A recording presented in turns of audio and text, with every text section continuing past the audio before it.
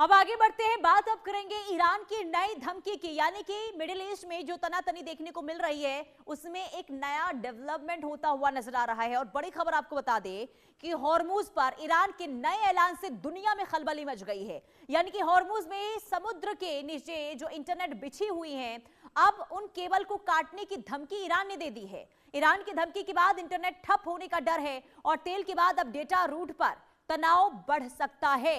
खाड़ी क्षेत्र में जो कनेक्टिविटी है उस पर भी संकट जो है वो आने वाले दिनों में खड़ा हो सकता है। ये बड़ी खबर, मध्य पूर्व में बढ़ते तनाव के बीच अब जंग का मैदान सिर्फ तेल और शिपिंग रूट तक सीमित नहीं रह गया है, बल्कि डिजिटल दुनिया भी अब निशाने पर आती हुई नजर आ रही है।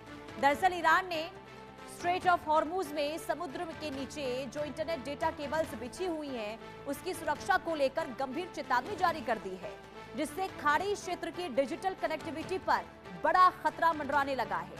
ये वही समुद्री इलाका है जहां से दुनिया की बड़ी मात्रा में तेल सप्लाई गुजरती है और अब यही रूट वैश्विक इंटरनेट ट्रैफिक का भी अहम गलियारा बन चुका है।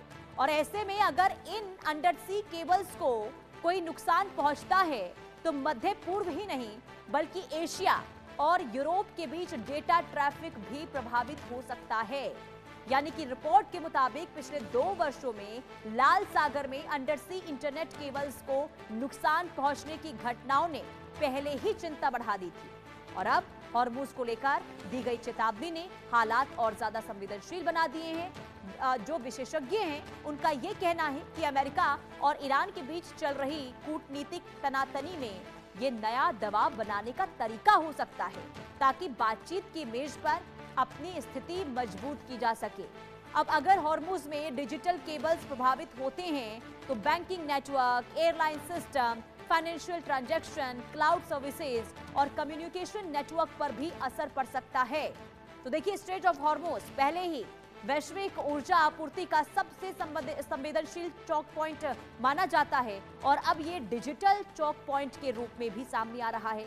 यानी कि विशेषज्ञ का ये कहना है कि समुद्र के नीचे बिछी केबल्स बेहद महत्वपूर्ण है, लेकिन कमजोर इंफ्रास्ट्रक्चर होती है जिन्हें नुकसान पहुंचाना बेहद आसान होता है और प्रभाव बेहद व्यापक होता है।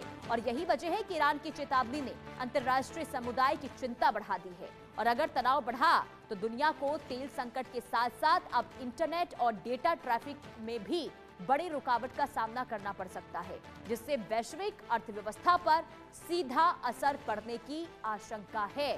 सवाल यह है कि क्या वाकई में ईरान अब डेटा वॉर को लेकर कदम उठाएगा, क्योंकि अगर ऐसा होता है तो कई देशों में हालात खराब हो जाएंगे।